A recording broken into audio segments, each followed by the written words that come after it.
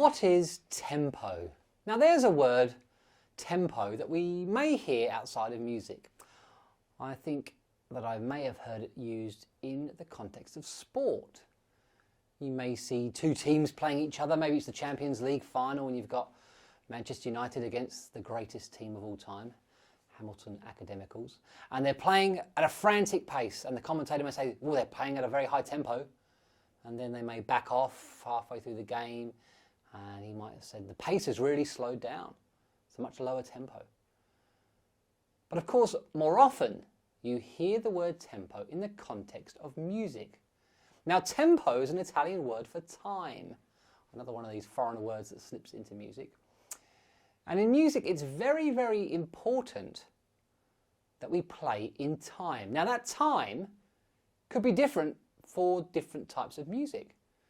Maybe a composer wants you to play their piece very quickly. Maybe a composer wants you to play her piece very slowly. But the tempo is important because a song can sound wrong if it's too fast. It can sound wrong if it's too slow. It's very important that the tempo, the pace or the speed of the song is played correctly. Now, throughout music, you'll see written above certain pieces funny Italian words, specifically in regards to tempo, that may mean fast, that may mean slow, that may mean speed up. But fairly recently, well, I say fairly recently, but in the last 100 years, we discovered a new way of measuring tempo, other than having words that might mean quite quick or quite slow. And that's when we invented a metronome, a device that can click in time at an exact tempo. So sometimes you may look at your music and you may see a number, 190 BPM, beats per minute. And that means they want an exact tempo. And you can get your metronome out and you can type in 190, or you can slide the slider up to 190, and that will be an exact tempo. BPM, beats per minute. So for example, what would you do if you had to play a song that was 60 beats per minute, but you didn't have a metronome? How could you work that out? Well, you could look at a clock. What else is 60 per minute?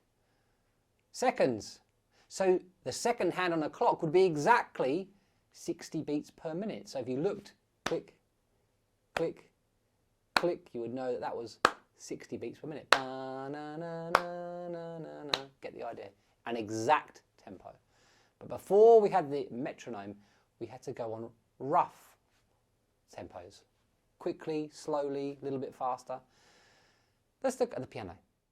So I'm going to play you a song now that I'm pretty sure you've heard before.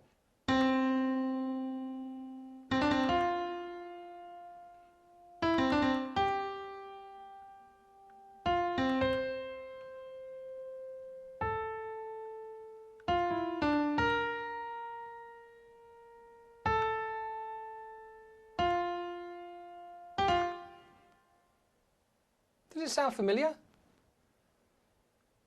Hopefully, you're smart enough to recognise it and think that was Happy Birthday played absolutely terribly. And you're right, it was Happy Birthday. I played the right notes, but I didn't play it in time. And so it was almost unrecognisable. It needs to be played in time, to sound like the song that we all know. Could you imagine someone trying to sing along with that at your next birthday party? It'd be an absolute mess. Of course, we want to hear a steady tempo.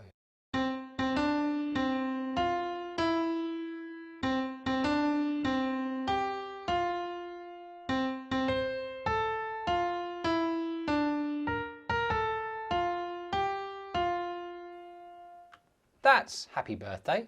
The other thing we heard was the right notes of Happy Birthday, but it certainly wasn't the same tune. And that is why tempo and pace is so important. Keep working hard.